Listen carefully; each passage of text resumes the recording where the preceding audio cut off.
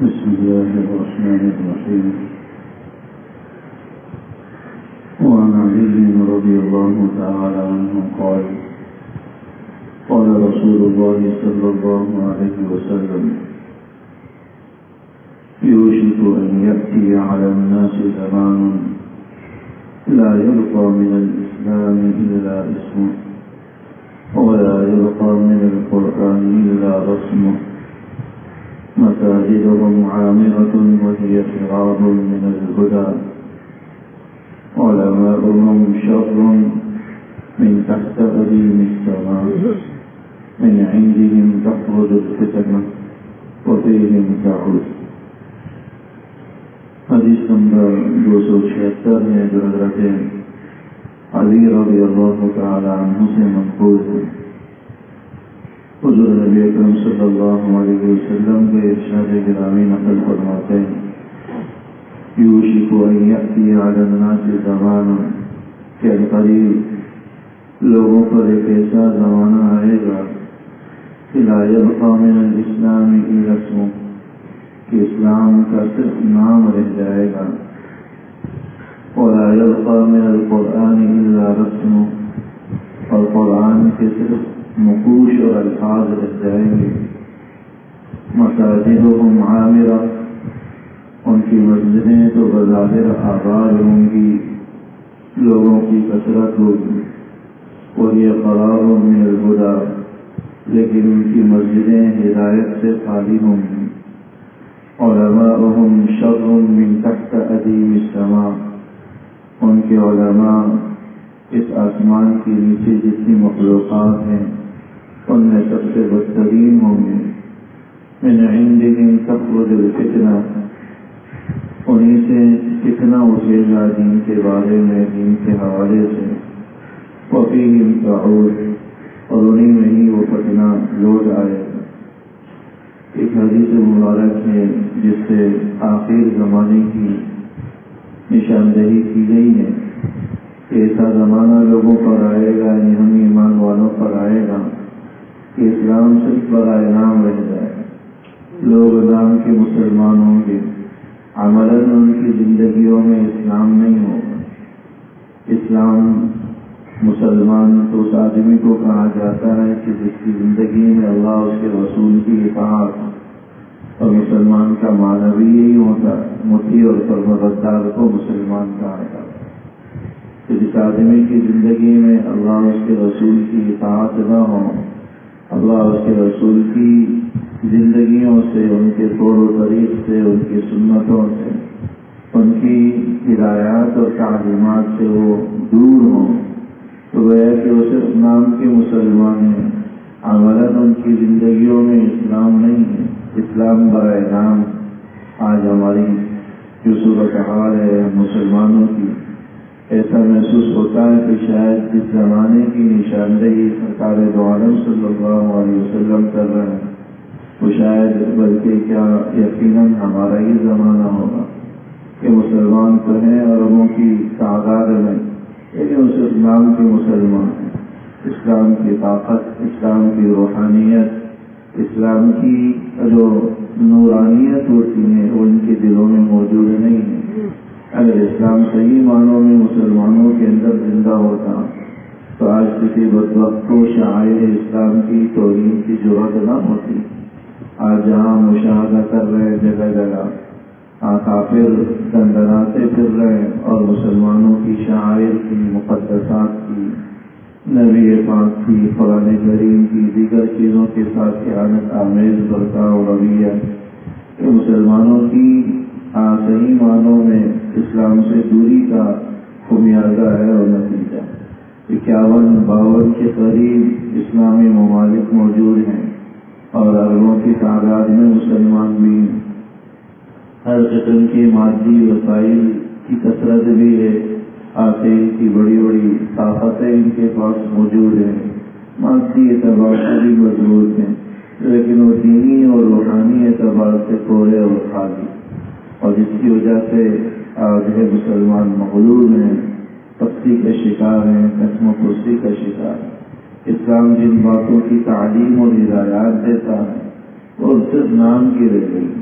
یعنی یہ کہتے کہ ہم مخصوص دنوں کے مسلمان ہیں، بقیہ دنوں میں ہم اسلام سے کوسوں دور ہو جاتے ہیں۔ رمضان کا مہینہ آتا ہے تو لگتا ہے کہ کچھ مسلمان ہیں، مسجدوں میں بھی نظر آتے ہیں۔ کوئی خاص دن، بڑا دن آتا ہے تو لوگوں کی تعداد نظر آتی ہے۔ آج فجر کی نماز میں دیکھیں آپ، ایک بڑی تعداد موجود ہے۔ عام دنوں میں یہ مجمع موجود نہیں ہوتا ہمارے درمیان، حالانکہ لوگ بھی وہی ہیں، محلہ بھی وہی ہے، مسجد بھی وہی ہے، آبادی بھی وہی ہے، لیکن لوگوں کا ایمان اتنا کمزور کہ جو ان کو فجر کی نماز پر آمادہ نہیں کر سکتا۔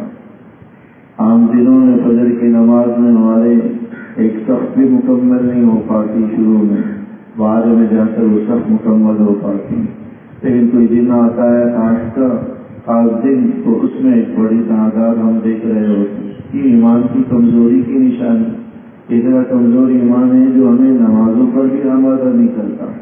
یہ تو ایمان کی کمزوری کی نشانی ہے جس کا ہم مشاہدہ کر رہے ہیں، لیکن ہمارا دین صرف برائے نام دنوں کے ساتھ مخصوص ہوتا رہ گیا۔ کہ کوئی خاص دن ہے تو بس ہم مسلمان ہیں، نہیں ہے تو بس برائے نام مسلمان۔ حالانکہ اسلام جو ہے یہ کوئی دنوں کا مذہب نہیں ہے، اسلام کوئی رسمی چیز نہیں ہے، اسلام تو ایک ضابطۂ حیات ہے جو پوری زندگی کے لیے ہمیں طریقہ کار بتلا کر گیا ہے۔ اس کا نہ کسی مہینے کے ساتھ کوئی تعلق ہے، نہ کسی دن کے ساتھ کوئی تعلق ہے، وہ تو ایک ہمیشہ کا عمل ہے، ہمیشہ کا جو نماز خاص دن کے اندر نماز ہے وہی عام دنوں کے اندر بھی اس کی وہی اہمیت ہے۔ فجر کی نماز کی اہمیت، دیگر نمازوں کی جو اہمیت جو مخصوص یا برکت والے دنوں میں، عام دنوں میں بھی ان کی وہی اہمیت ہے، وہی ان کی فرضیت ہے، وہی ان کے اللہ کے رسول کے نزدیک مقام اور مرتبہ۔ تو یوشک ان یأتی علی الناس زمان، کہ قریب لوگوں پر ایسا زمانہ آئے گا لا یبقی من الاسلام الا اسمہ، اسلام کا نام رہ جائے۔ دوسری بات بیان فرمائی کہ ولا یبقی من القرآن الا رسم، کہ قرآن کی صرف نقوش اور الفاظ رہ جائیں گے، یعنی قرآن صرف لفظوں میں رہ جائے گا، عمل سے خالی ہو جائے گا۔ حالانکہ قرآن تو عمل کی کتاب ہے، قرآن عمل کی کتاب ہے کہ اس کو پڑھا جائے، سیکھا جائے، اس پر عمل کیا جائے، اس کے مطابق زندگی گزاری جائے۔ اب صرف الفاظ رہ گئے ہیں، عمل ہماری زندگیوں سے ختم ہو چکا ہے۔ تو ایک صرف برکت کی کتاب ہو کر رہ گئی ہے، اس برکت کے لیے اٹھا دیا تو اٹھا لیا، چوم لیا تو چوم لیا۔ اس کی تعلیم کیا ہے، اس کی ہدایات کیا ہے، اس کے احکام کیا ہے، اس کے فرامین کیا ہیں، وہ ہم سے کیا مطالبہ تقاضا کرتا ہے، اس کا ہمیں کچھ پتہ نہیں کہ قرآن کا تقاضا کیا ہے، قرآن کا مطالبہ کیا ہے، قرآن کے احکام کیا ہیں، قرآن کی ہدایات کیا ہیں، نہ وہ ہماری زندگیوں میں ہے اور نہ ہی ہم اس میں کوئی دلچسپی رکھتے ہیں کہ سمجھنے کی کوشش کریں کہ قرآن ہم سے کیا ڈیمانڈ کرتا ہے، کیا مطالبہ کرتا ہے، کیا تقاضا کرتا ہے۔ تو قرآن کوئی صرف برکت برائے برکت والی کتاب نہیں ہے۔ ہاں ٹھیک ہے، برکتیں بھی اللہ نے بڑی رکھی ہیں، لیکن اس کے نزول کا مقصد صرف یہی نہیں ہے، اس کے نازل کرنے کا مقصد یہ تھا کہ وہ انسان کے لیے ایک رہنما کتاب ہو اور اس کی رہنمائی میں ایک ایمان والا اپنی زندگی گزارے، اپنے معاملات کو مرتب کرے، اپنے شب و روز کو مرتب کرے، اپنی نجی ذاتی اور جو ہے نا گھریلو زندگی کو اس کے مطابق رکھے، اپنے معاملات کو اس کے مطابق رکھے، اپنے عبادات کو اس کے مطابق رکھیں، اپنی زندگی کو، اپنے رہن سہن کو اس کے مطابق رکھیں۔ تو قرآن جو عمل کی کتاب تھی وہ صرف الفاظ اور نقوش کی حد تک رہ گیا، لوگ اس کو صرف چومتے ہی رہتے ہیں اور چومنا ہی بس کافی سمجھتے ہیں، حالانکہ صرف چومنا ہی کافی نہیں ہے، چومنے میں بھی ٹھیک ہے، اجر و ثواب ہے، لیکن اس کا صرف چومنا ہی کافی نہیں ہے، اس کے مطابق اپنی زندگیوں کو بنانا ہی اصل اس کی نازل کرنے کا مقصد۔ تو یہ جو شکوہ اس حدیث میں کیا جا رہا ہے وہ یہی ہے کہ قرآن کے صرف الفاظ اور نقوش رہ جائیں گے، لوگوں کی عملی زندگی سے قرآن دور ہوتا جائے گا، متروک ہو جائے گا۔ مساجد ہوں، تیسری بات بیان فرمائی کہ مساجد ہوں عامرہ، کہ ان کی مسجدیں تو بظاہر آباد ہوں گی، لوگ بھی ہوں گے، لیکن وہ یہ خراب من الہدا، وہ ہدایت سے خالی ہوں گی۔ یعنی مسجدوں میں لوگ ہوں گے لیکن نہ ان کی نمازوں میں جان ہوگا، نہ ان کی عبادات کے اندر وہ تاثیر ہوگی جو ان کو گناہوں سے روک سکے۔ مسجدوں کے اندر جو تعلیم و تربیت کے حلقے ہیں وہ بھی برائے نام رہ جائیں گے، متروک ہو کر رہ جائیں گے۔ نمازوں میں خشوع و خضوع ختم ہو کر رہ جائے گا۔ لوگ بس ایک فرض کی ادائیگی اور فرض کو گردن سے اتارنے کی فکر میں آئیں گے، اور اس کے بعد پھر وہ نماز ان کی زندگیوں میں نہیں ہوگی، نماز کی تاثیر اس کی زندگیوں میں نہیں ہوگی۔ تو مساجد و معامرہ کی مسجدیں بظاہر آباد ہوں گی۔ آباد ہونے کے ایک مطلب یہ بھی لکھا ہے کہ مسجدیں بڑی بڑی بھی ہوں گی اور انتہائی منقش ہوں گی، آراستہ پھراستہ ہوں گی، اونچے اونچے مینار ہوں گے، خوبصورت خوبصورت ماربل اور ٹائلیں لگی ہوئی ہوں گی، لیکن وہ ہدایت سے خالی ہوں گی۔ یعنی لوگوں کو نہ لوگوں کی کثرت ہوگی اور نہ ہی لوگوں کو وہاں سے کی ہدایت مل رہی ہوگی، رہنمائی مل رہی۔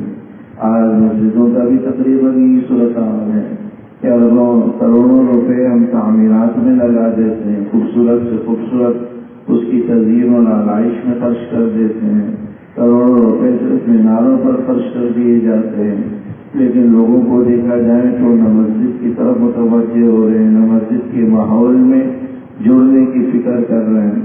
یہ لیکن چندہ مہاراج مسجد کو جا رہا ہے، تعمیرات ہو رہی ہیں اور مسجدوں کی جو ہے کثرت کے ساتھ مسجدیں بن رہی ہیں، لیکن لوگوں سے وہ خالی ہیں، ہدایت سے خالی۔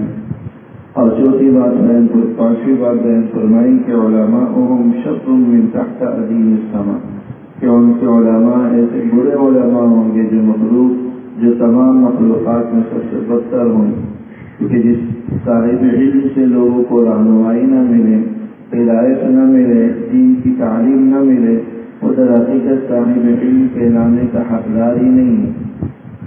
فرمایا کہ ایسے آدمی، ایسے علماء جن کا مقصد صرف دنیا ہو، دنیا کمانا، دنیاوی مفادات ہوں، لوگوں کی تعلیم و تربیت اس کی ترجیحات میں نہ ہو، کہ شر من تحت ادیم السماء، آسمان تلے سب سے بدترین مخلوق، کہ پچھلے بھی بعض روایات کے اندر آ چکا ہے کہ جس صاحب علم سے لوگوں کو نفع نہ ہو تو در حقیقت وہ کہ صاحب علم نہیں ہے، وہ صرف برائے نام عالم ہے، انعام کا علم والا ہے۔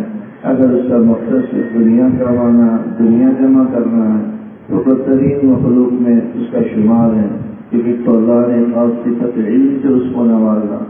پھر اس کی اس صفت علم سے اگر دوسرے لوگ محروم ہیں، مستفید نہیں ہو رہے، تو اس کا یہ علم کسی کام کا نہیں ہے، بلکہ اس کے لیے دنیا میں بھی وبال ہے، آخرت میں بھی وبال ہے۔ تخرج الفتنة وفيهم تعود، کہ علماء ہی کے درمیان سے فتنے اٹھے گی۔ فتنے اٹھنے کا مطلب یہ ہے کہ طرح طرح کے فرقے، طرح طرح کی نج رہی مسائل میں الجھا کر لوگوں کو دین سے دور کریں گے، لوگوں کی اجتماعیت کو متاثر کریں گے، لوگوں کی اتحاد کو پارا پارا کریں گے، طرح طرح کے فرقے وجود میں آ جائیں گے۔ افتراق اور انتشار کا خمیازہ لوگوں کو جو بھگتنا پڑے گا یہ علماء کی جانب سے ہوگا۔ وفیہم تعود، فتنہ انہی سے نکلے گا اور فتنہ واپس انہی کی طرف پلٹ کر جائے گا، یعنی اس فتنے کا وبال، فتنے کی نحوست بھی انہی پر آئے گی۔ یہ قرب قیامت کی یا آخر زمانے کی چند ہدایات، چند علامات اس حدیث مبارک کے اندر بیان فرمائی گئی، اور اس سے جو پیغام دیا گیا وہ صرف یہی ہے کہ ہمارا اسلام صرف نام کا نہیں ہونا چاہیے، اسلام کو ہم اپنی عملی زندگیوں میں ڈھال لیں۔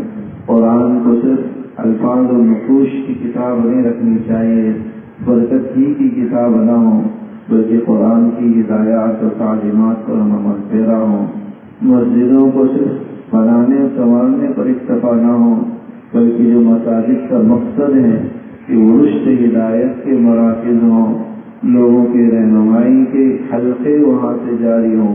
یاد رکھیے گا کہ اگر یہ تعلیم و تربیت کے حلقے اگر مسجدوں میں نہیں ہیں، اب لاکھوں کروڑوں خرچ کر جائیں وہ کسی کام کے نہیں۔ پھر اللہ ہم سے یہ پوچھے گا کہ تم نے مسجدوں میں ماربل کون سا لگایا، ٹائلیں کیسی مہنگی لگائی، مینار کتنا اونچا کیا تھا. یہ ضرور پوچھے گا کہ یہاں سے دین کے حلقے کتنے لگتے تھے، لوگوں کی رہنمائی اور ان کی ہدایت کے لیے کیا کیا اسباب اور طریقے اختیار کیے گئے. یہ ضرور اللہ جل شانہ پوچھیں. اللہ جل شانہ